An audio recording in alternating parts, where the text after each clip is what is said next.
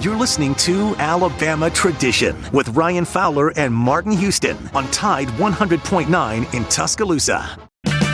Get 15% off a set of BrakeBest Select, Select Pro, or Import Direct brake pads and 2 rotors now at O'Reilly Auto Parts.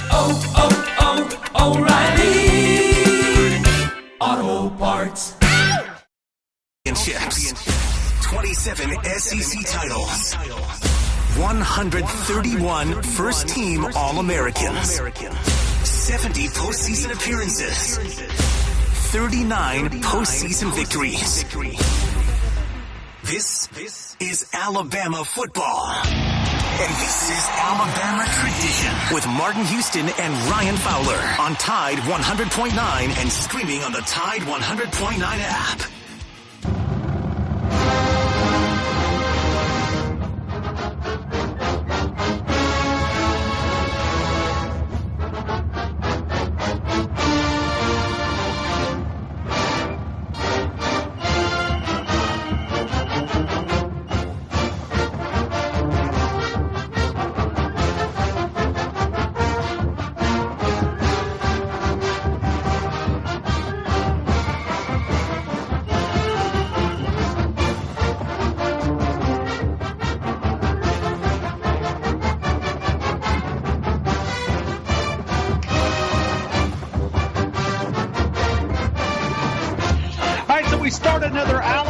Tradition, little bonus hour from 6 until 7. Martin Houston, Coach Martin Houston, coaching high school football, coaching his son at Northridge, one of the assistant coaches with that great staff. And I was looking at that staff a couple of minutes ago. That looks like a Nick Saban staff, that photo that Martin shared on the side of the Facebook. So Martin's going to be absent for a few weeks, and we're going to cover for him, and we'll get things continued here. If you want to jump into this conversation, it's the same number, 205-342-9904, 205-342-9904. And your chance to be a part of the conversation. When you look back at Alabama football, the Pats came clicking yesterday for the first time here in Tuscaloosa, and Nick Saban even explained that he's almost conducted the early part of camp very similar to a spring practice, getting a lot of fundamentals, trying to find a way to make sure that his team is ready to go for this 10-game SEC schedule. Can Alabama go undefeated? Can anybody go undefeated? I think that's still the number one question that we've asked multiple times throughout this offseason, especially when the 2 additional games came in. And even though it was Kentucky and even though it was the Missouri Tigers and 32 days away, can Alabama still try to find a way to go this undefeated? It's not the challenge that I thought that maybe a Florida, or maybe they could line up the schedule in a little different way. It's not impossible, but it's going to be very, very hard for Alabama to go undefeated. I think it's going to be very hard for anybody to go undefeated. We had Brad Edwards on yesterday, and one of the conversations was 13 teams ranked in the top 13, all from the SEC. In other words, the first 13 teams on the strength of schedule is all from the University of Alabama. The only team ranked outside of the top 13 is Florida at number 16. And he named like Kansas State and somebody else there. Arkansas's got the level strength of schedule is number 1 of the country, but 12 other teams from the SEC. So 13 total teams, 14 total, but 13 ranked in 1, 2, 3, 4, 5, 6, 7, 8, 9, 10, 11, 12, 13 teams from the SEC as far as level of difficulties there in the conversation. Let's go to Nick Saban's opening comments, because Nick Saban said a lot in a short amount of time. I love when Nick Saban brings that message in that locker room and he talks and he presents his side of the story, right? He motivates it. He uses it to grab the attention of his players. But then when you listen to Nick Saban, backing up a couple of minutes, pretend that you're in that locker room and listen to the messages that are with the first message. Nick Saban walks in, and if you've ever been in a press room or you've ever watched it on YouTube, or you can watch it on our Tide YouTube account, he walks in and he has a piece of paper, and he has a couple of bullet points that he wants to go through. Listen to the amount of material that Nick Saban covers in the opening couple of minutes. This is the best coach in college football's opening comments here in Tuscaloosa.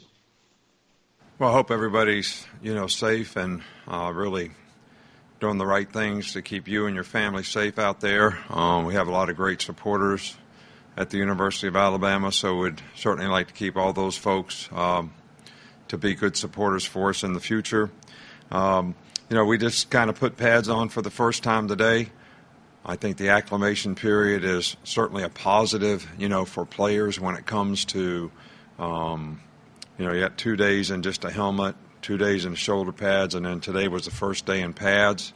I thought our players responded and reacted to it pretty well.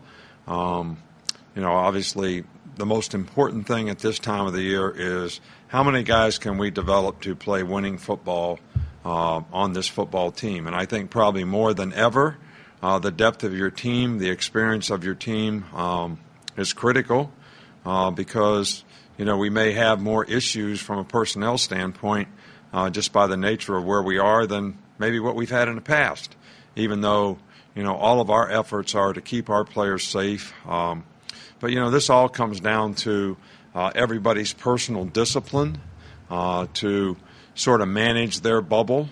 We don't have a lot of issues when the players are here. They all wear masks. We practice social distancing. They stay separated in meetings. We keep them arm's length apart on the field as much as possible. It's, okay, when you leave here, what kind of decision do you make in your own personal bubble? Because that probably is the biggest challenge for us, and that comes to everybody's personal discipline to make the kind of choices and decisions that they won't have issues, because I think this is everybody's personal choice. I think, we had the Surgeon General, speak to the team on Monday, and he said what I'm saying loud and clear, to the players. You manage this for the safety of your family. You manage the safety of yourself in terms of how you practice all these things. So that's an opponent that we have to deal with that I think is an important one for player safety. And that's something that we've certainly, I think, done a really good job of. I think our medical staff, Jeff Allen and his staff of folks, our doctors have done a really good job. I think the SEC Medical Task Force has done a really good job, in all those areas. So we've had a lot of heavy installation so far on the field. This is very challenging to young players. But I think that the 10-day, well, we had 10 days. We used 10 days where we could have sort of a mini camp type of, atmosphere where we had 6 hours a week on the field, 6 hours in meetings. I think those walkthroughs were very beneficial in helping the young players, understand. I think all the Zoom calls that we had, helped them gain an understanding. So they're picking it up on the field a little quicker and with a little better understanding than maybe what they normally would, because we've had so many so-called chalk talks, walkthroughs, those types of things that I think have really enhanced their development. I think one other thing that's really important on every team is, and I talked to our team about this the other day, is what kind of humility do you have as a person and as a competitor? Because people who have humility, are always working to get better. People who don't have humility are always looking for ways to think that I'm entitled to not have to do what everybody else does. And I think when you have that, it's hard to develop team chemistry, and I think it's hard to have your best players be the best competitors on your team. And we've obviously had two opportunities, Kobe Bryant and Michael Jordan, the last 2 years that our players have had the opportunity to talk to, that they were very loud and clear on the fact that they were never satisfied. They had lots of humility. They always respected their opponent, and they were working hard to get better every day. And I think that's really, really important. But, when you don't have humility, can cause a little complacency, which creates a blatant disregard for not doing what's right because you feel like you're entitled to something, and that's not good for team chemistry. Obviously, we'll work hard for the rest of this week. We're kind of doing these first 2 weeks like spring practice, so we're practicing Monday, Wednesday, Friday, Saturday. It gives us a good chance to teach on Tuesdays and Thursdays and still be within the 20-hour, sort of work week to try to get these guys ready to go out into scrimmage on Saturday so that we can evaluate and see how, especially some of the younger players, if they're mature enough to go out there and compete when the coach is not standing right behind them, kind of helping them along. So that's kind of the next step of, what we'd really, like to do. And I know you're probably going to ask me about, what the mayor did today. And look, this stuff is about people.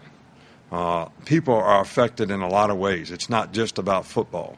So for people to make the right choices and decisions, to wear their masks, to do the things when they're out publicly, respect the rules, respect the virus, that's important. And when people don't do that, I guess there's consequences. And those people that make those decisions certainly know more about it than me. I feel bad for the business owners and the people who are affected by this, in a negative way, not the people who really don't have the personal discipline to do things the way they're supposed to do it.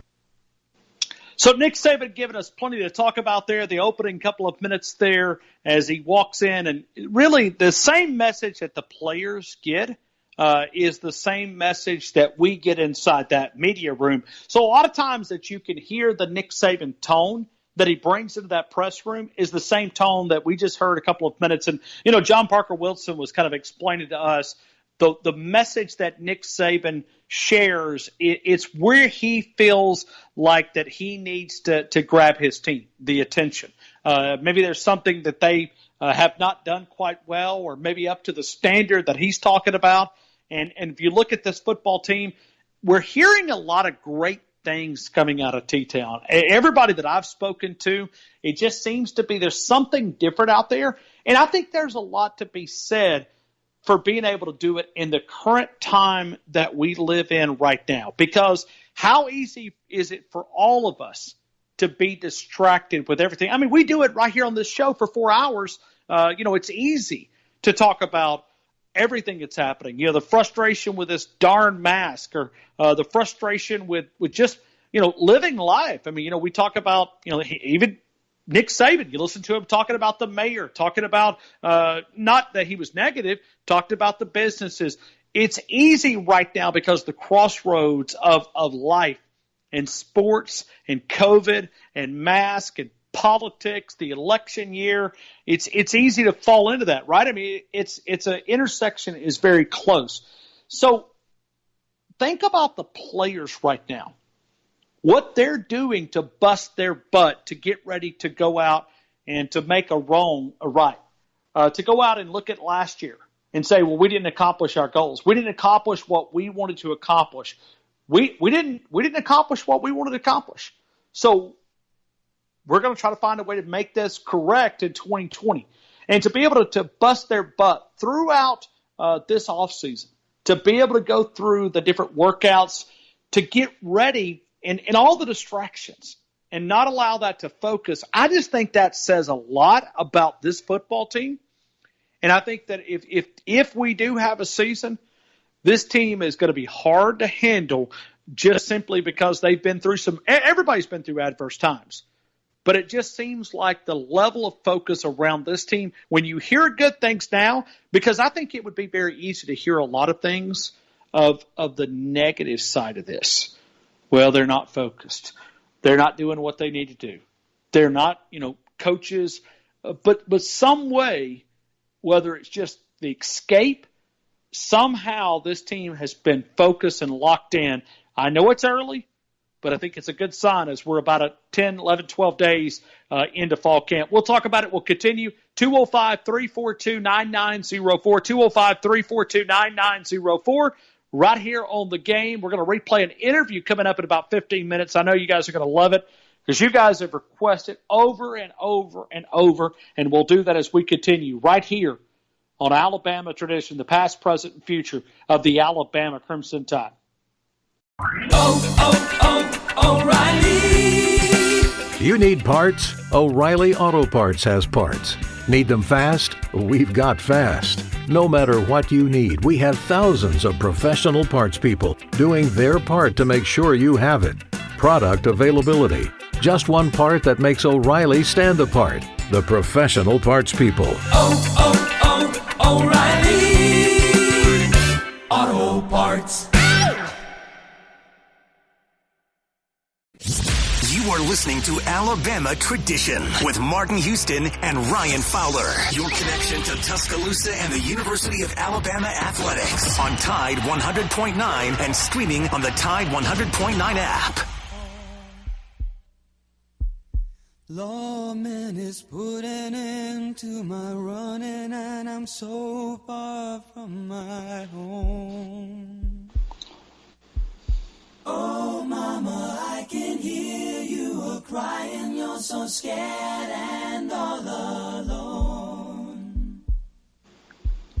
Hangman is coming down from the gallows, and I don't have very long. All right, coming up in about 10 minutes, we're going to replay Herschel Walker. And it's a conversation that I had a chance to catch up with one of the greats in SEC college football history, three-time All-American and UGA. And it really goes with everything that's happening right now in the current climate. And hearing from a guy who we heard from live, you guys have requested it. Y'all said replay that at some point, and we're going to do that coming up around 6:30. So we're going to replay Herschel Walker in about 10 minutes. You've got a chance to tell any of your friends to go and listen to the app. Go tune on Tide 100.9 on the HD side of things, or the FM side, or the app, or the listening devices. And we're going to replay Herschel Walker coming up at 6:30 here on Alabama Tradition. We've had a lot of fun today when we mixed the game and the bonus hour here. So I go back to a couple things that I want to talk about, and I'd like to go back to Nick Saban and one of the things that he said, because we talk about $165 million the University of Alabama brings in. And I may be off for a little bit, but they bring in north of 150. How about that? We'll say north of 150. College football, the loss of college football and the impact that it's going to make when you think about this game and not being able to play, not having, a small capacity of fans, 20%. Think about it. Look at the impact that it's going to be able to make from generating revenue. So we look at Nick Saban, and one of the things that he said in the final couple of minutes was, well, it's for the players. And it is for the players. And I thought Nick Saban handled this question quite well. This is the final question of the press conference, and Nick Saban talks about how playing this season creates value from a player's standpoint and for others. Listen to what Nick Saban is talking about. Well, I don't think, we'd have 101,000 people coming to the games if it wasn't important to them. I think a lot of people have a lot of pride, in their institutions, all over the Southeast Conference and all over the country. I think people love football in the Southeast. I think whether it's high school football, where that can be the social center of the community. I know that sports tied our town together. When I was growing up in Monongah, West Virginia, the last guy turned the lights out because everybody went to the game. Everybody went to the football game on Friday night. Everybody went to the basketball games. I mean, they closed the pool room. They closed Meff's, where we used to play pinball, and they played cards all night. All right, so they closed all those places because everybody went to the game. So why is that so important to people? They love sports. People identify with competition. A lot of the principles and values that make you a good player, in sports, whether it's pride in performance, personal discipline, your ability to sustain effort and toughness and persevere, overcome adversity. But it's been a part of our society since back in the Greek days. So that's why it's important. Now, is it more important than public safety? No, I don't think so. Is there a way that we can do that and keep people safe? I think a lot of people are trying to do that. And if we can do that, I think, we can play. If we can't do that, I think somebody will make a decision that maybe we shouldn't play. But I don't think that we should not try. All right? And I really appreciate the fact that we have a lot of people out there working really hard All right, because this is about the players. All right, when it comes, it's not about. It's not about. Everybody acts like we want to play for the money. We want to play for the players. I want to play for the players. We have a lot of guys on our team that can create a lot of value for themselves by playing this season, and we can create a lot of value. And these guys have worked very hard to try to create and accomplish something as a team. So all those things to me are important to the players, and I want to play for the players. I know it's important to the fans. I love our fans. I love the way they support our team. They're a part of our team. We want them to continue to be a part of our team in whatever way that they can. But this is really about providing an opportunity for the players if we can do it in a safe way. So Nick Saban talking about, but I believe we owe it to the players to try. There's some meat and potatoes there if you want to be able to grab them. Nick Saban never says anything without the benefit of recruiting. And I do think that he truly cares about all 125 players, walk-ons, the scholarship, 85 guys. But I think it's also it's for that to understand. It's kind of like a skipper in baseball. You ever watch a skipper go out and get thrown out, and he probably knows that the call is wrong, or he may even know that the ump is correct, right? I mean, he may know that the guy is correct, but he goes out there and he takes one for his team, and he gets chemistry out of that team, and he gets builds rapport with those teammates. I think that's what Nick Saban was doing, and I agree with him. But it also gets him more respect for those players, and I think that's where that relationship continues to be built. Let's go to Jared in Houston, Texas. Jared, good afternoon. You're in the game. Good afternoon, Mariah. What's going on, buddy? Having a great day, man. I hope you are well. I'm doing great, man. You nailed it right there after that statement from Nick Saban. These kids that come to play football at the University of Alabama, they will run through a brick wall for Nick Saban because he's willing to run through a brick wall for them. And, he's a player's coach, but really not. I mean, he's a tough coach. He's a disciplinarian, but he's also a player's coach because he's constantly trying to teach them and build value in their future. And that's what a lot of these young recruits see. They want someone that's going to do what's best for them, not necessarily what's best for the coach or the program. They want people that are advocates for their future more so than they are for the team. But you nailed it. Like a coach jumping out of the dugout, jumping on an umpire, even though he knows the umpire got the call right. Sometimes he'll do that to try and create some steam and some chemistry. I think you totally nailed it right there.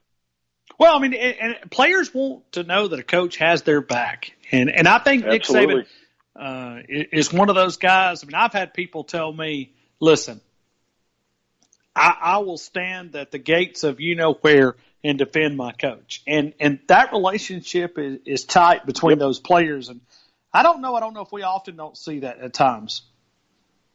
Yeah, although I see it all the time. These players, they come back, you go to A-Day and you see these players returning, and you see, the big SEC matches and the playoff games. You see them on the sidelines, and, you don't see that with other colleges.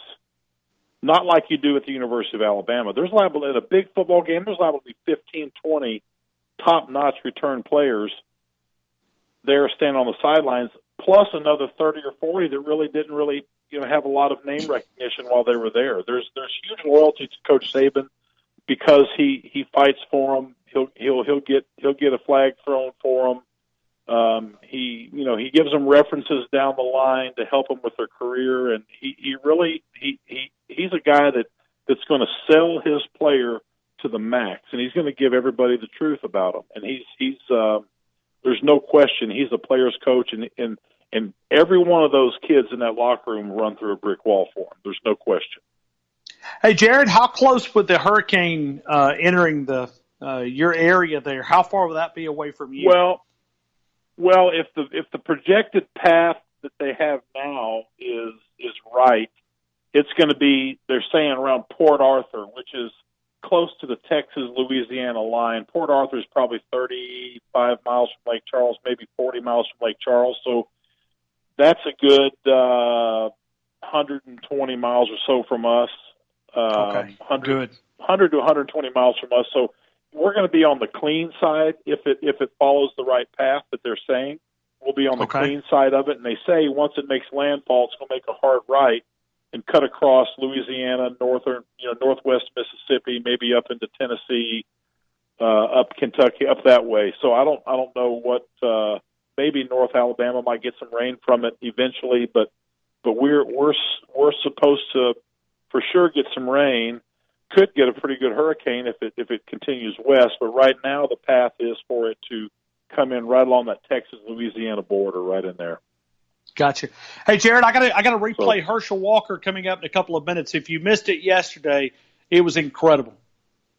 Yeah, I did miss it, so I'm going to be listening intently because I'm very interested in what he has to say. I thought Herschel knocked it out of the park at the RNC last night, so I'm very interested in what he has to say. I'll hang up and listen and let you carry on, brother.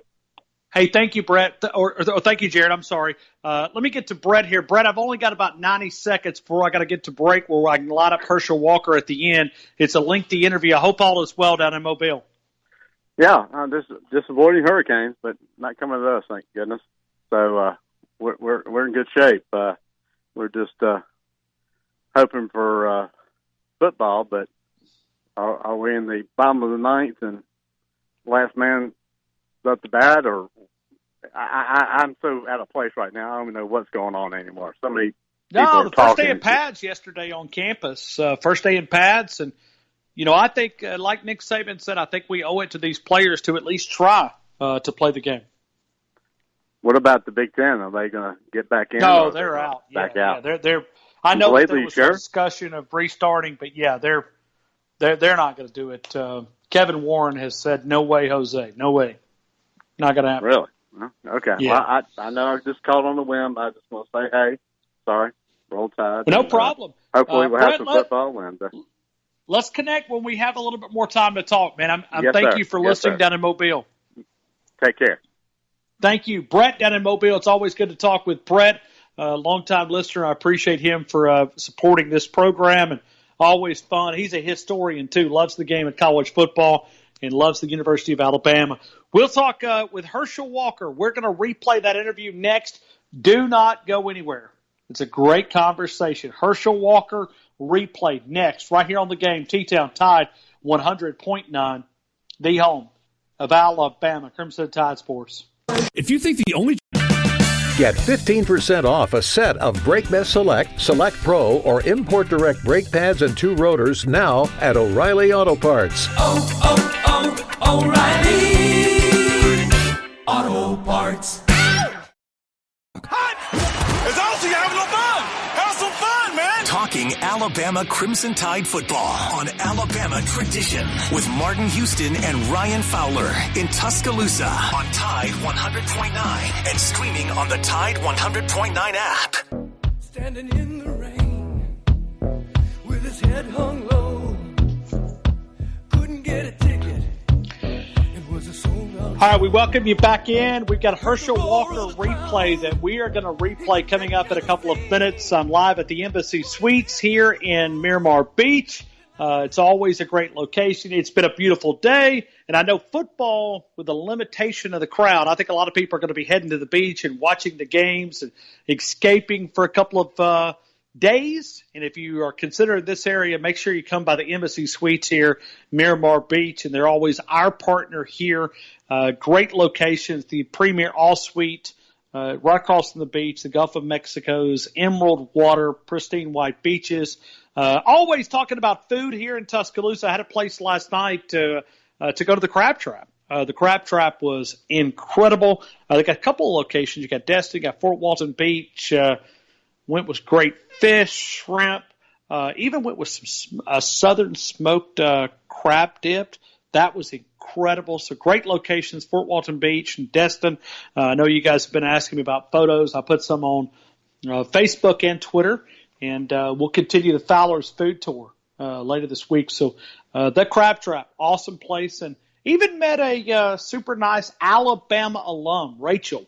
Went to Alabama. Nick Saban's first year as national championship year was her final year here at Alabama.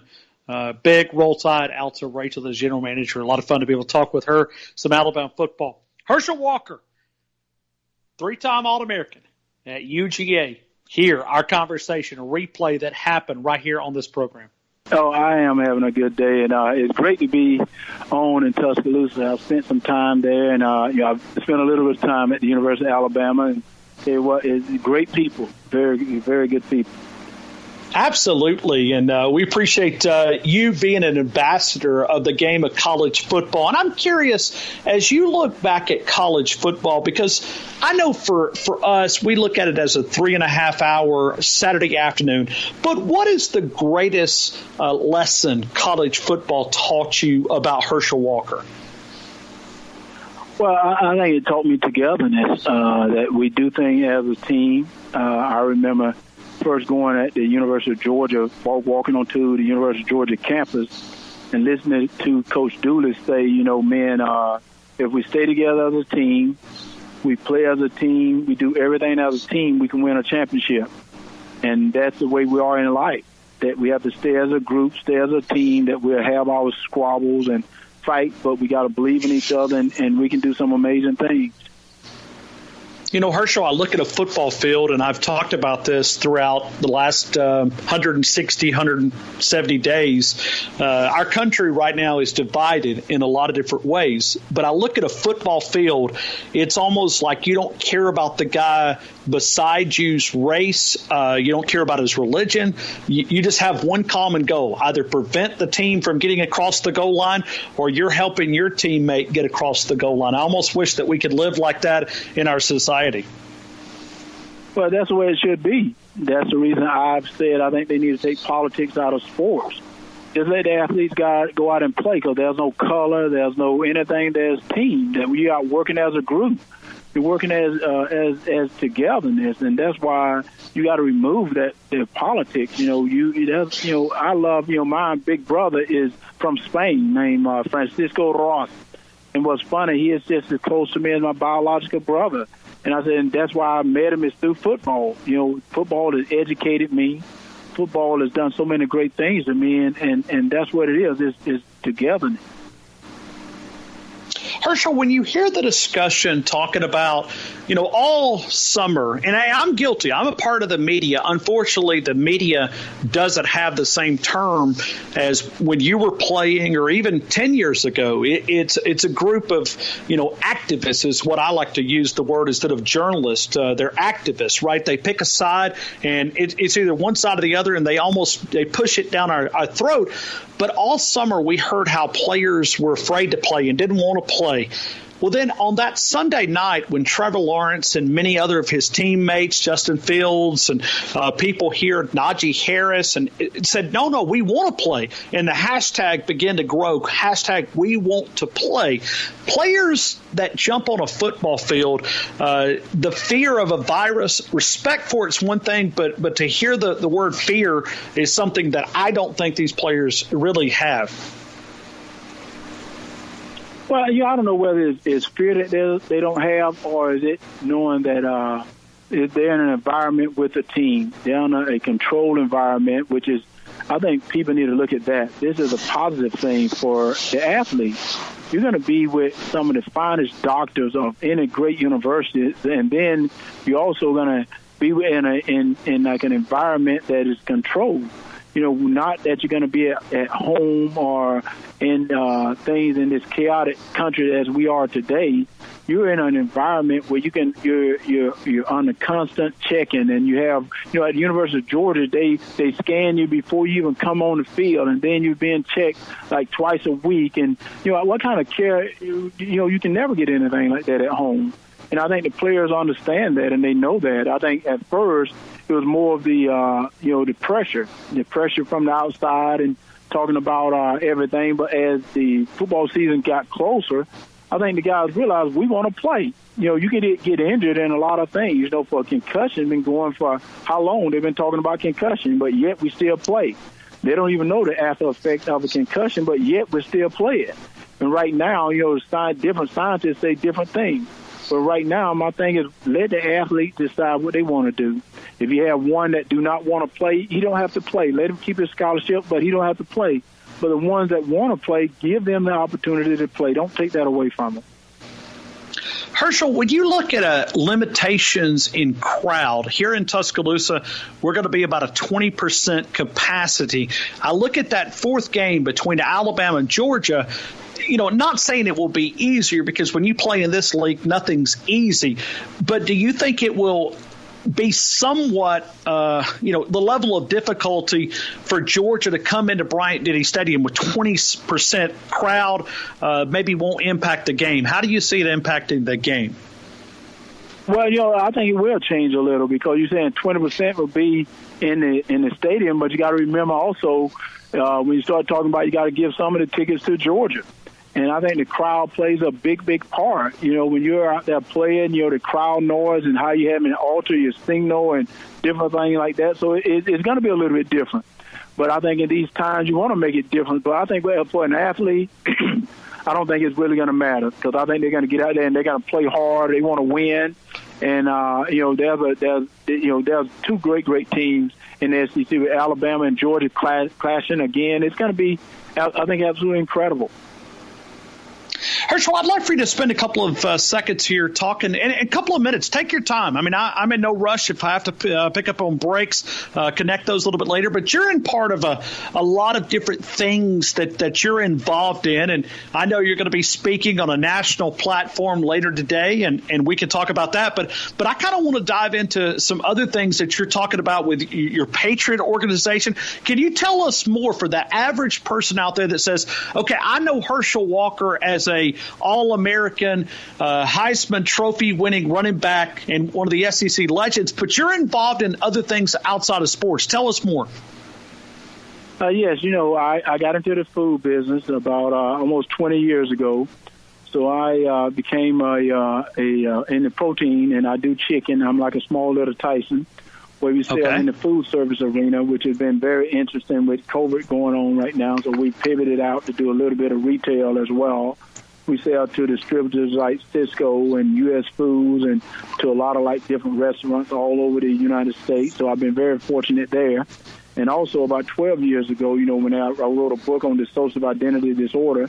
So about 12 years ago, I started working with something called a Patriot Support, where I go to a military base almost every 3 weeks. I was at a base somewhere in the world where I was trying to remove that stigma of mental health from our military servicemen and women. They are true heroes, and so I was trying to tell them that there's no shame to ask for help.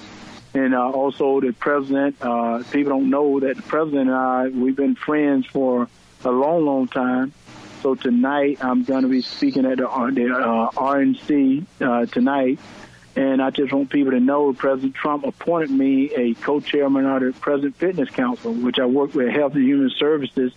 But I just wanted people to know the type of man he was. I've known him almost 37 years. I've known President Trump. I've eaten at his house. I've been to almost everything that he's done. And what's so interesting about it is, he's been called every name in the book. One of the worst names he's been called was racist. Well, I think I'm an African American. I think I'm a black guy, and I've been his friend for 37 years. And not one time has that president ever asked me to speak on his behalf. And I said, President Trump, I want to speak on your behalf. I want people to know the type of guy you really are. And so I'm going to end up doing that. So my arena has changed so much, but I think I've been blessed. When I started out, I didn't start out wanting to go to college. I wanted to go to the military. I thought I was blessed to go to the military, but my mom told me if your mind and your heart is pure to Lord Jesus, it really don't matter about your decision, because God will make it right for you. I ended up flipping a coin. I flipped a coin to decide whether to go to the military or go to college. Then I flipped a coin to decide my college. And I will say that God has been so good to me. We're in the greatest country in the world, the United States of America, and I'm speaking out for it. Speaking out against anyone that say anything bad about the United States of America, about our anthem, about our flag, because that's what this country was built on. This country was built on law and order. I believe in law and order. There's no doubt we can make things better, but the way we make it better is by communicating. And that's what I've been telling people. We make it better by communicating, by following the rules that we have. We go into it and we make our leader be responsible. We be responsible for what we're doing, and we be accountable. I'd like for you to go back, and I've got several things that I want to ask you about that. Going back to your Patriot organization, if folks want to get involved with what you're doing at these military bases, tell us how we can get more involved and learn more about. There's no way that we can cover everything in a 15-minute conversation, but if people want to go read about it and understand what you're trying to accomplish, where can they get more information? Well, they can get more information at UHS, University Health Services, and that's out of King of Prussia, Pennsylvania. And they have a program called Patriot Support. They're the largest behavioral health hospital in the world. And what we do is, and they can read a little bit more about that. I go into a base, and I wrote a book on the social identity disorder and people say Hershey's lost his mind, Hershey's this, Hershey's that. And what it was, as a little kid, I was bullied. As a little kid, I used to have a speech impediment. I was overweight, and I was bullied a little bit. And I used that anger that I had as a coping mechanism through athletics. Well, when I was getting ready to get out of athletics, now that coping mechanism is going to be in my house. Well, we have young military servicemen and women that go to these incredible, weird places that they have to do some incredible things for the United States of America. And some of them can handle that. Some of them can't. And those that can't handle it, sometimes they're called all types of names. But I'm one of the people to try to help them to realize that they're normal. I'm one of the ones to try to help them to realize that, using alcohol or using drugs or using anger is only a coping mechanism because you don't want to use the problems you're going through. Because I went through it. I went to a home in California to help me with what I was going through. I never drank before in my life, never taken a drug. But I had a mental problem. I didn't understand it. I couldn't believe it because, I was valedictorian in my class. I've done all these great things, but I ended up having a problem that I had to deal with. So to deal with that, I ended up going to a hospital and getting out of that hospital. I've done some amazing things by having my faith with the Lord Jesus Christ, having him to be my faith and my foundation, that I was able, as I was falling, he was able to catch me. And as he was catching me, he told me that just because he's helped me doesn't mean everything is over. I'm supposed to reach back and help other people. So that's what I'm doing, and that's how they can get involved. It's going to UHS, University Health System out of King of Prussia, Pennsylvania, and Googling Patriot Support, and you will see the program that I'm a part of. And Herschel Walker is also very active on the Twitter side of things, too, and he voices his opinion. And you can also follow him at Herschel Walker. It's straight up there, Herschel Walker.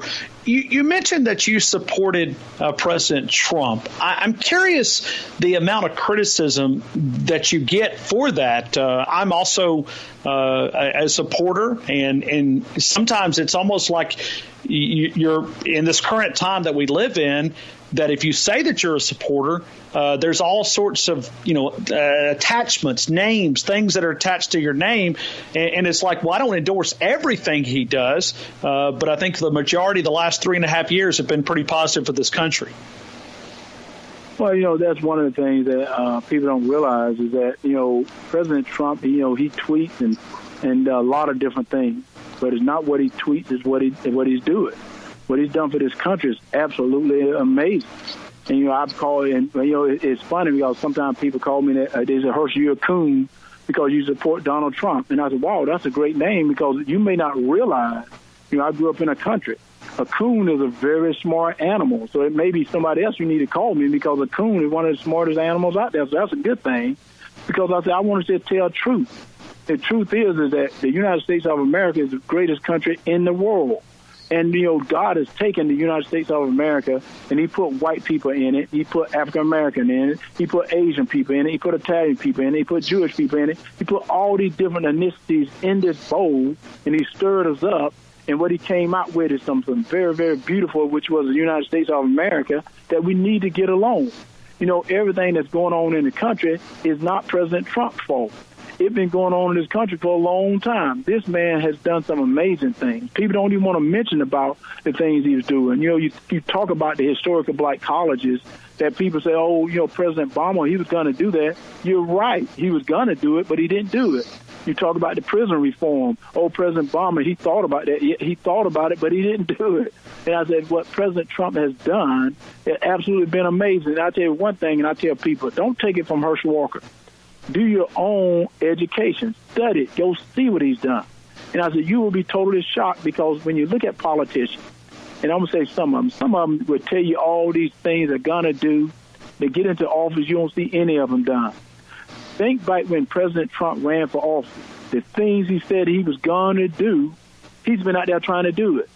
What can you ask better from a president than someone like that? And who can you ask to love the United States of America better than the president of the United States of America? Don't do by his tweets. Don't go by his tweets. Go by what he does. And I said, that's when you can see that this guy is a leader for the United States of America. And I said, I'm going to speak truth because I'm not being mean against anyone. But when one side do not want to mention the Lord Jesus Christ, when one side don't want to mention God, I don't want to be a side of that. I don't want to be on that side because if you're not going to let God into that house, I don't want to go in either. And I've heard things that I just can't believe that some sides say. You're supposed to be a leader. You're supposed to think about law and order because I know in our military oath, they say I would defend the United States foreign and domestic. Well, if you become a public official in the Congress or in Washington and as a senator, one of the oaths you take would I would defend the Constitution of the United States of America, foreign and domestic. Well, one of the articles in the Constitution talks about law and order.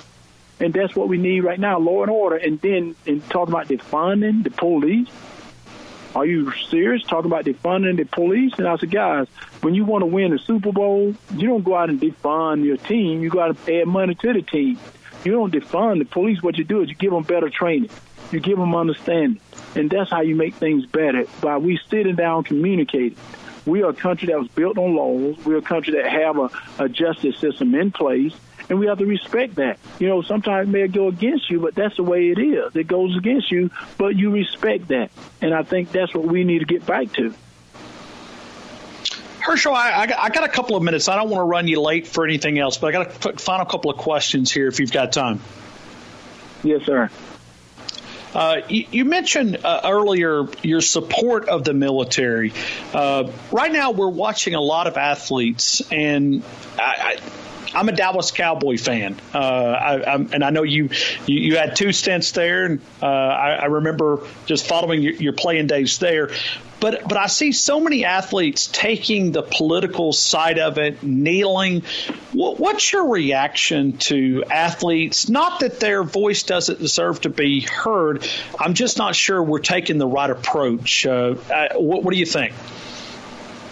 Well, you know, I don't think they're taking the right approach either. You know, it's sad to me that they're kneeling. And, you know, I've said at the very beginning that, guys, I love for everyone. We get together, we communicate about this, and we take it to the Hill. We take it to Washington. What can be a bigger voice than athletes going to Washington together as a group? Because I guarantee we can change things. Right now, by we kneeling, I think we're separating the people. In the Bible, it do not talk about separation. It talk about togetherness. And as they're kneeling, my thing is what do you want? And you know, I hate to say, you know, they and commissioners in the league, you see where the commissioners is talking about putting BLM here, putting BLM there, and I'm like, wait a minute, you know, BLM, the organization stands for what? Maybe your BLM is different, but the organization stands for something totally different. How can you put that on a player? You're putting pressure on a player now because some players may not believe in what the commissioner telling you got to believe in. And now you're separating the team. And you talk about separation. That's not what you're supposed to do. This is a team. I feel that what they should have done is said you go to all their teams and let them meet with the coaches, the players, the front office, and they decide what they'd like to do.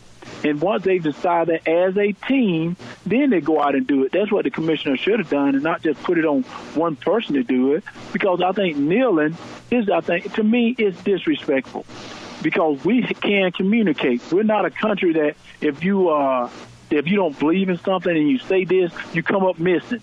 We're a country where you can communicate. You can tell someone. You can put someone in office to represent you on your agenda that you have. And that's why I keep telling people as well, we've been doing this for a long time. You're right. But we never had no one in office to take our agenda to do what you want done. And not just kneeling, not just protesting. You know, and you have violent protests. You have good protests. You have this, you have that. As of right now, guys, we got to come together. We need to come together in the greatest country in the world. come together as we are and get this thing done. You know, they've had hearings in Washington over the last couple of weeks. Have they had one hearing over the situation that's going on in these communities? Have they had? No, they haven't, because it seems like they sit back and want people to go to this voting booth and an emotional decision. How in the world can you ask someone to make an emotional decision voting for the most powerful man in the world? And I said, that's what this seems like some people want to happen. Well, I don't. I want people to understand that we have a great country. We are a great country, and let's not throw it away. You know, we can get together with people and we can change things, and we can do it as together, not separate. Herschel, final question. I've listened to 20 minutes of you sitting here talking. You've mentioned your faith multiple times. I'm also not ashamed of my faith in Jesus Christ. I talk about it here often. Who helped you guide your spiritual side of that? Who do you pay respect to that maybe instilled those Christian values in you? You know, I was very fortunate that I had my mom and dad, and I had a family that grew up in the church. And, you know, as I said, I remember when I was 16, I left home early because I was traveling a lot, and my mom gave me this old King James Bible. And she said, my nickname is Bo, so when you see Bo Jackson, tell Bo Jackson he's trying to take my name, but my nickname is Bo. And she said, Bo, you know, as long as you got Jesus with you, you're never alone. And she was 100% correct. You know, I've traveled all over the world, and as long as I had Jesus with me, I was okay. And right now, I just say I credit my mom and dad for giving me that foundation, that I have something to fall back on, that when I get that I don't think I can make it no more, I look up toward heaven and I know he can do it, that he can do some things that's absolutely amazing. And I think that's what we need to get back to right now. That's why it hurt me when I was Googling one night and I saw someone holding a BLM sign up, burning the Holy Bible, burning a flag, and burning a cross. And I said, no, we have to stop this. This is not the country we are. We need to stop this right now. We need leaders in Washington to call what it is. We need leaders in Washington to say, no, we're not going to do that, people. This is not how we act, people. And we got to now elect a president. And so we need to put the right person in office that can do that. And like I said, I'm not going to tell you who that is. I want people to decide for themselves. Because what I want you to do, though, is look at who's for law and order. Look at who's going to change things. Look at who's been in office forever and never have done anything. And that's what I tell people is I said, you know, it is interesting to me that right now they don't want God to come in the house, as I said. Well, if God is not in that house, how can he change anything? So I do want Jesus in the house I'm in. Fight on, men. Remember the Rose Bowl will win then.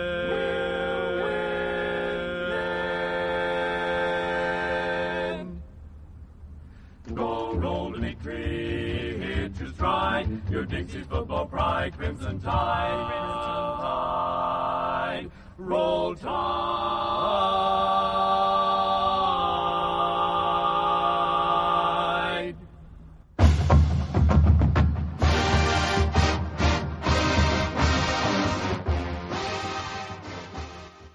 It's time for some... Get 15% off a set of BrakeMess Select Pro, or Import Direct brake pads and 2 rotors now at O'Reilly Auto Parts. O'Reilly Auto Parts.